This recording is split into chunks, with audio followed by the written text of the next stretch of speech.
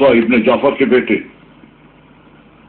یہود اور نصارہ کے علماء کو آپ نے پریشان کر دیا اور اپنے استدلال کی قوت سب پر عیاں کر دی، لیکن میں آپ سے ایک سوال کرنا چاہتا ہوں، اگر آپ نے جواب دے دیا تو ان سب کے سامنے آپ کے جواب کی تصدیق کروں گا۔ تم یقیناً عمران صاحبی ہو، کیا ایسا نہیں؟ اسی طرح ہے۔ اپنا سوال بیان کرو۔ اللہ نے جو سب سے پہلے شے خلق کی وہ کیا تھی؟ سوال کیا ہے تو سنو۔ واحد ہمیشہ سے واحد تھا اور ہمیشہ سے موجود تھا، تن و تنہا بغیر کسی ساتھی کے، اور ہمیشہ واحد ہی رہے گا۔ پھر اس نے پورا اشیاء کو اپنے ارادے سے خلق فرمایا، نہ وہ کسی شے میں ہے اور نہ ہی کسی جگہ محدود، نہ ہی اپنے مانند کسی شے کو خلق کیا۔ اس نے مختلف اشیاء کو جداگانہ مامیت میں ظاہر کیا۔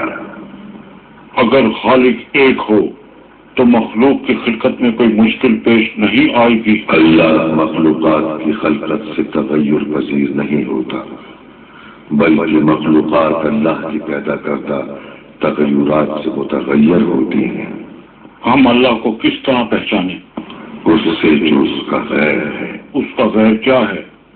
اس کی مشیت، اس کی اسماء، اس کی صفات اور ہر وہ جو اس کی نشاندہی کرے، یہ سب اسی اللہ کی تدبیر کرتا حادث ہے۔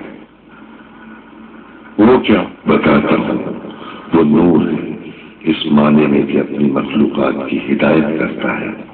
کیا اس طرح نہیں ہے کہ مخلوق کی پیدائش سے پہلے ساکت تھا، بعد میں کلام کرنے لگا؟ سکوت وہاں صدق آتا ہے جہاں پہلے نطق درکار ہو۔ وہ مخلوقات میں ہے یا مخلوقات اس میں؟ اللہ کی شان اس سے بھی بڑھ کر ہے۔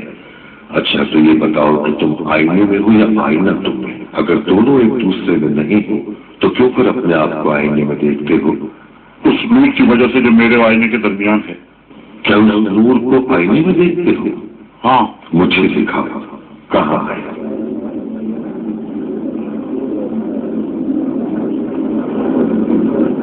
کیا اللہ کی یکتائی حقیقت میں درک ہو سکتی ہے یا بطور وہم؟ اشیاء کا خالق وہی ہے، نہ اس کے مانند کوئی ہے، ہمیشہ سے ہے، یکتا ہے، نہ معلوم ہے نہ مجہول، نہ محکم ہے نہ متشابہ، نہ یاد ہے نہ بھولا ہوا، نہ ایسا ہے کہ دوسری اشیاء اس پر عارضی ہوں۔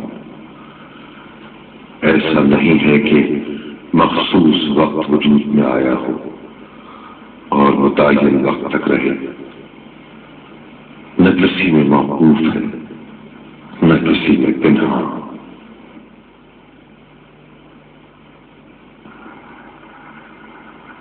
ہمیشہ گواہی دیتا ہوں یہ وہی جواب ہے جو اب تک ہم نے سنا ہے۔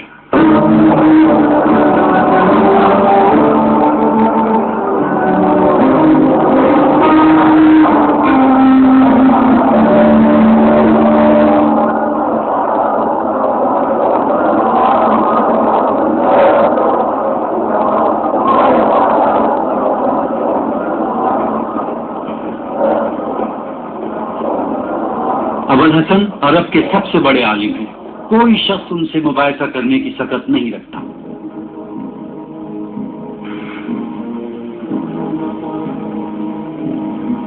حقیقتاً کوئی شخص آپ کی مانند نہیں ہے اے فرزند رسول۔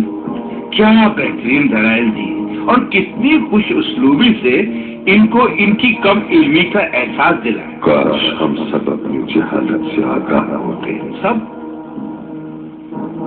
آپ کی مراد سب سے کیا ہے؟ کیا میری طرف اشارہ کر رہے ہیں؟ کیا تم یہ سمجھتے ہو کہ سب کچھ جانتے ہو؟ سب کچھ نہیں، البتہ یہ جانتا ہوں کہ کیا ہوں اور بعد میں مجھے کیا کرنا چاہیے۔ جانتے ہو؟ ہاں، اللہ کی قسم جانتا ہوں۔ اچھا تو بتاؤ خلافت کے بارے میں کیا جانتے ہو؟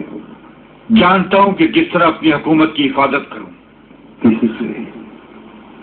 ہر اس سے جو اپنی حد سے باہر آئے، چاہے وہ کوئی بھی کیوں نہ ہو۔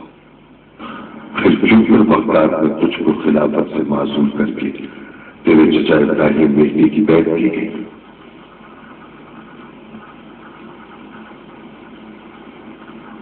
ایسا نہیں ہے،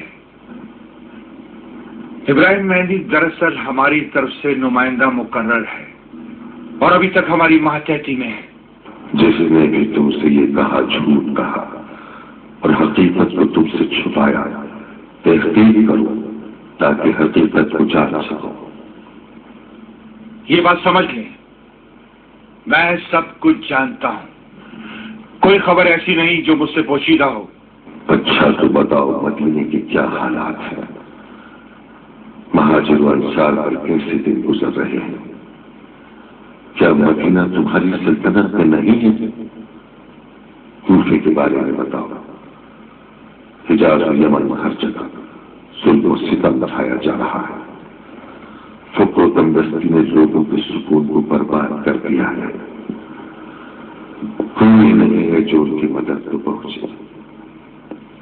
کیا تم سوچتے ہو کہ ایسی حکومت پائیدار رہ سکے گی؟ اے فرزند رسول، اور کیا جانتے ہو؟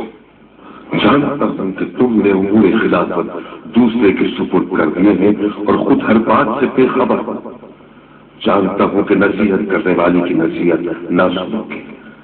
جانتا ہوں کہ اپنی آنکھوں اور کانوں کو حقیقت پر بند کر لیا ہے۔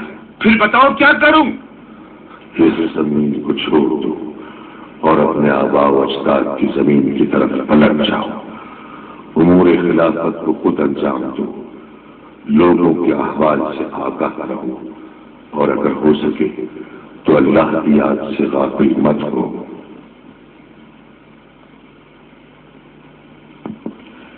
سلام